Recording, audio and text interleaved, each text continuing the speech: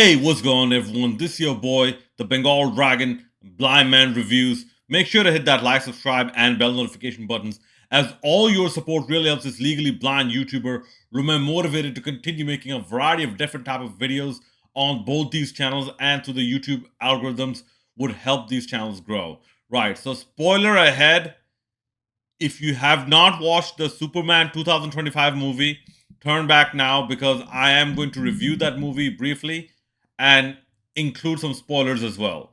All right, so I just recently saw the 2025 Superman movie. Unfortunately, the theater I went to, none of their audio description headsets were working. So what I could perceive was limited.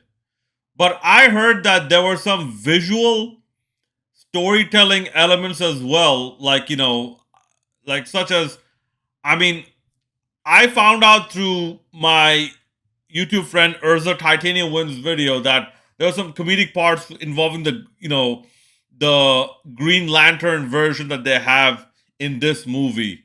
Something about using a giant fist and whatnot, to beat up bad guys, and there's some comedic stuff on there. And there's one part where someone was throwing acid at some bad guys. Now, I thought that was just some random person throwing a vial of acid. I had no idea it was like he turned into acid or something like that. I had no idea of any such thing. What I did find, however, is, the storytelling of this movie, okay? And this is why after I came back, I watched Urza's review. First of all, let me give my overall expressions. Okay, can I see David Corenswet? I think that's the name. Corenswet. Uh, as the new Superman. Yes. Yes, I can. In terms of a starting point, I can. Okay, and full disclosure, this is the first Superman movie that I have seen. Okay. No, I did not see Man of Steel. I did not see the Christopher Reeve movies. I did not see them. This is my first introduction to this movie, to the Superman universe in movie form. Okay. No, I did not see Suicide Squad. I'm going to this as a newcomer. So I believe this reboot was a good choice to start. I guess, in a way. Superman's character development was done well. Okay. The action, I would assume, was done pretty well. From what I could see, I liked the part where I believe it was called the engineer. Okay, because I was getting a little confused with how many villains are in this movie. Okay. I believe it was called the engineer. The engineer enveloped Superman, and at one point I thought that, okay, Superman is gonna go into space and use the vacuum of space to basically suck out the nanobots. What ended up happening, I think Superman, yeah, went to space, and then he, like, dove back into the earth or something like that. I thought that was sweet.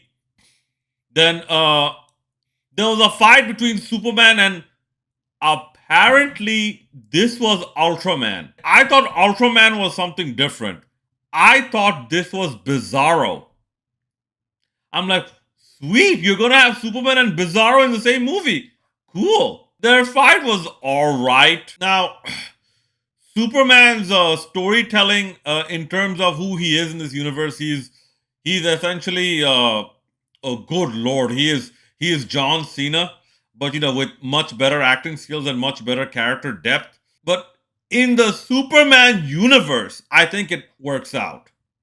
Okay, at least as a starting point.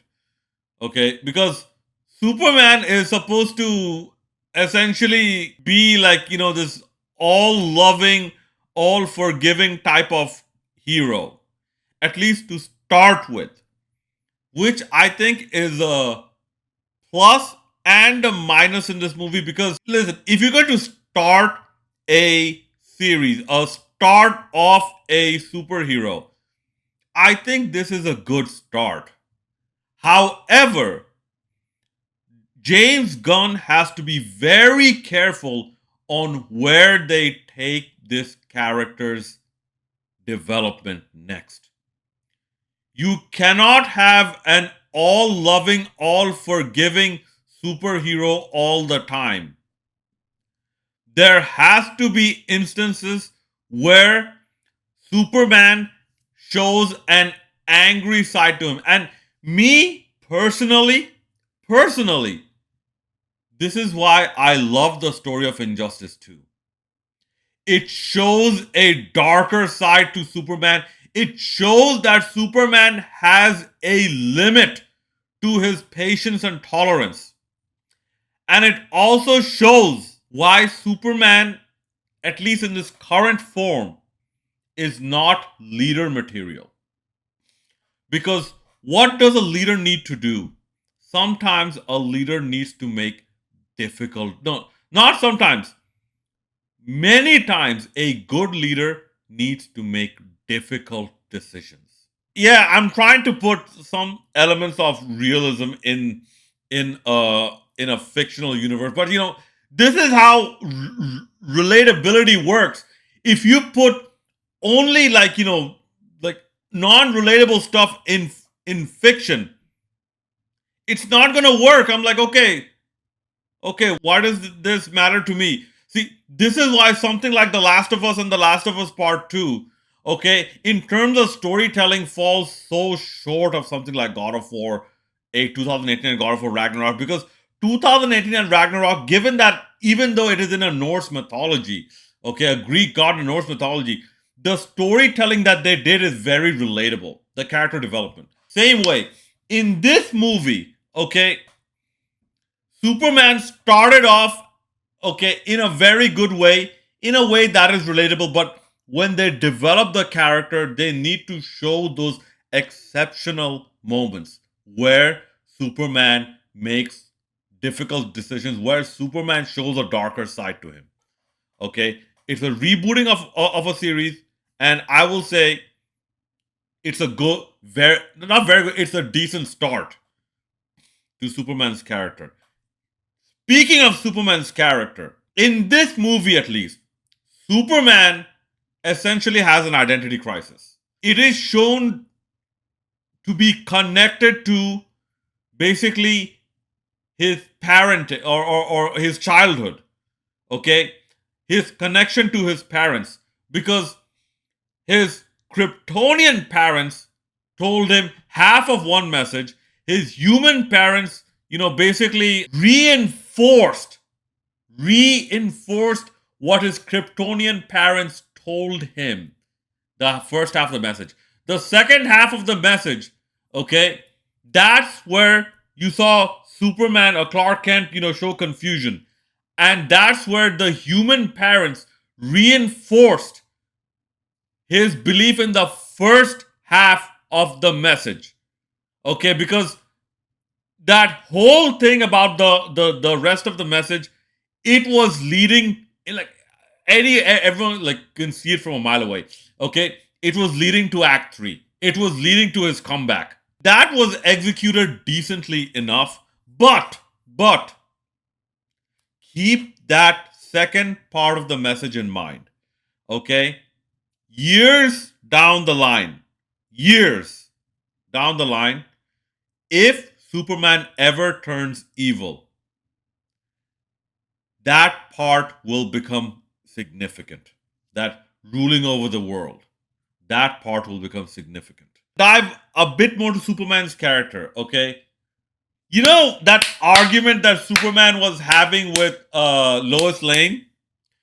Believe me, okay, when I went to the theater, right, I was surprisingly perhaps the only person in that theater because I sat in the front and I did not, when the movie was over, I did not hear many footsteps. I did not hear any footsteps whatsoever. I just said, man, Superman is showing a lot of restraint.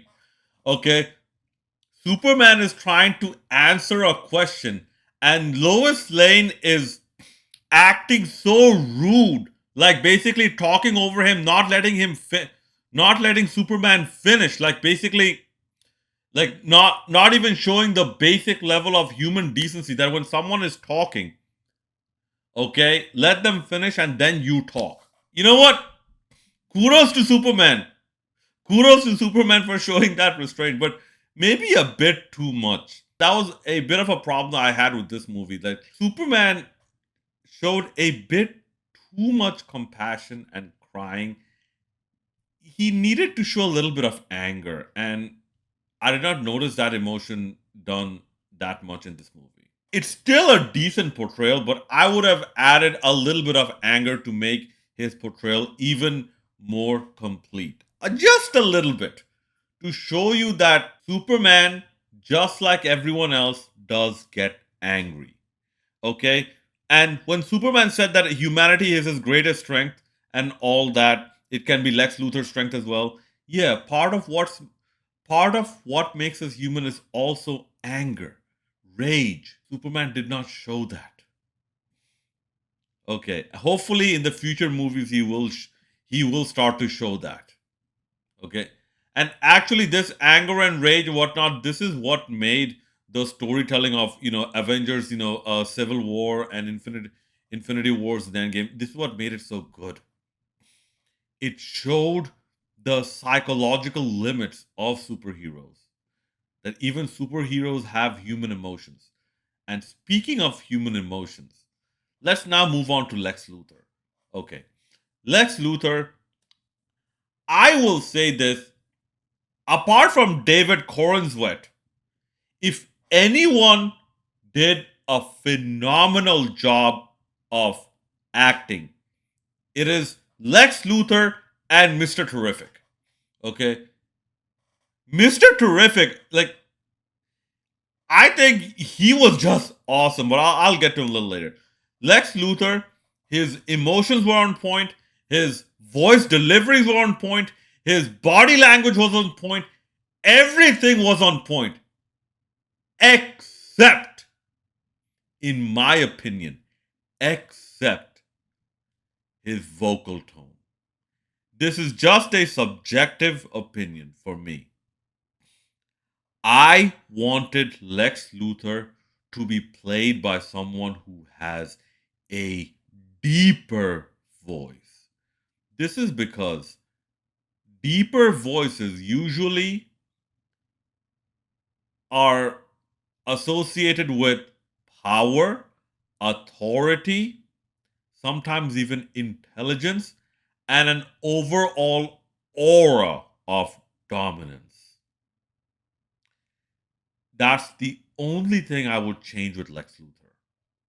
Other than that, even the part where he basically went off on Superman because you know he has the proverbial smaller intellectual dick compared to Einstein and Galileo.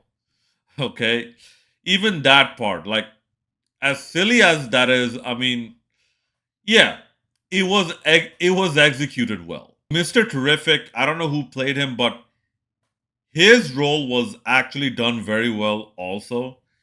And I hear he is going to be on the Paradisers or something like that. There is going to be a show like with him, Hawk Girl, and Green Lantern, and maybe one or two other people. So yeah, I think Mr. Terrific is going to carry like if this is his performance, I have a feeling he's going to steal the show. Very well done. Very, very well done. Okay. Lois Lane. I'm sorry. She was like styrofoam. I'm sorry. The script did not make her look good either. Okay. She was bland. Bland. Bland. Like she's talking about her relationship issues and whatnot. I'm like, and at the same context, the world is, is about to plunge into chaos. And see, the movie immersed you with the Superman story. Okay, how is Superman going to fight this crisis? And believe me, I was immersed. And then when Mr. Terrific said that, okay, we'll do something like we'll do something about saving your boyfriend. Lois Lane goes ahead and said that, well, he's not really my boyfriend. It's complicated. Believe me, like I kicked at the screen. Okay, I kicked. I did a like shut the f up. He's not my boyfriend. And then later on, she gave more dialogue. She's like, it's complicated. We're about to break up. We're not really boyfriend girlfriend. I'm like, is this the time you're going to save Superman? Okay, the person who can save you from getting sucked into a black hole. Is this the time to clarify your dating status? And then, somewhere halfway through the movie, Superman told Lois Lane, I love you. Okay, 55 million years later, towards the end of the movie, okay, Lois Lane kisses Superman and says, I love you too. This is how I went in the theater. This, exactly. I was banging my head with my hands because this moment was so stupid. Stupid, stupid, stupid. Can you do it in a moment where you build it up instead of so abruptly that makes it sound so corny and cheesy? And listen, man, if Blandy Mac and Cheese, okay, can say I love you too, Blandy Mac and Cheese, okay, an actress more bland than expired mac and cheese or expired Kraft dinner, okay? If Blandy Mac and Cheese can say I love you too to Superman, okay, then you bet when they remake Code Veronica, Claire Redfield better say I love you too when she is flying away with Chris in that Harrier. If Blandy Mac and Cheese can say that, okay, Claire Redfield in Code Veronica remake better say that too. But by and large, the stupidest part of this movie, the stupidest part of this movie is the plot and the plot twists. And especially that part when Lex Luthor's, I almost said Lex Luger, Lex Luthor's girlfriend, okay, takes naked selfies in front of super secret documents and super secret maps. Okay? And the guy she's flirting with, okay, who basically seduced her. I'm like, oh my god. Oh my god. They put a 90s, an 80s, 90s stereotype, a female stereotype. I'm like, oh my god, bro, this is, I mean, good lord, man, this might be like, no, this is probably very offensive to blonde women. Lex Luthor's girlfriend was this guy's groupie. Groupie. Okay, like, I will make you destroy Lex Luthor. Please go out with me. That gave you the advantage. I'm like, that was the stupidest part of this movie. But, like I said, this was a starting point, and for a starting point, the plot does not need to be convoluted. The plot needs to be simple. In that regard, yes, the plot was simple. The character development of Superman was done pretty well. Okay? The whole thing about, Crypto's presence, I don't care. I don't care if Crypto's is there or not in there. Okay, Supergirl, yeah, I don't care either. I don't care either. Okay, the fact that Superman had a lot of help, and I mean a lot of help. Some help, I get it. You have to make Superman look vulnerable. You have to start him off at a low point to slowly build him up. But having this much help, I think they went a little overboard with it. Okay? I'm like, who else is gonna help you? The garbage man's gonna help you? A random mosquito flying around is gonna help you? A banana peel on the floor is gonna help you? I'm like, you're freaking Superman. What are you doing then? Still, Superman, he did what he had to do. Okay? He started the movie as a bit of an inspiration. okay, with an identity crisis, ended the movie also as an inspiration, being more assured of his identity. Okay, there was character development. In the beginning, he was not very sure of his humanity. He still implicitly felt that he was a Kryptonian doing his Kryptonian parents' bidding or listening to his Kryptonian parents. Okay, now he's listening to his human parents. Okay, and he is more aligned and understands his humanity and his personality a bit more. So there was a bit of character development. So in that regard, this is a good start. This is a decent start. And it got me immersed into that universe. Okay. Listen, so much so that I felt angry at the stupid moments. Okay. Because why I felt angry at the stupid moments?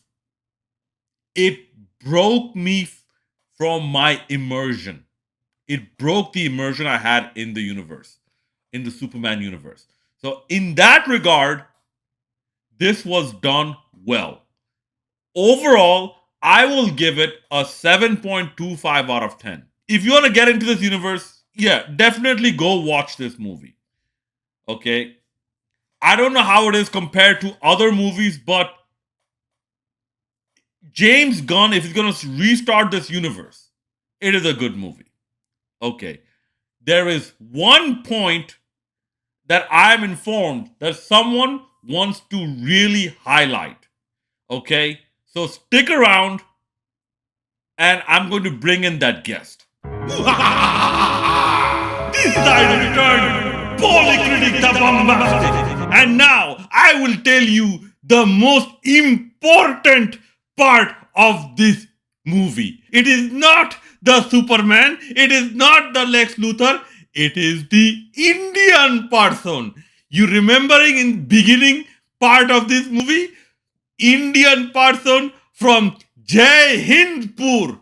Long live India will. Thanking the Superman, that Indian person giving his life to save the Superman. Because after Indian person died, Superman he started to do the cry and then he get inspirational power from the spirit of the deceased Indian hero to save the life of the child of metamorphosis man. Indian influence. Okay? Because of one Indian,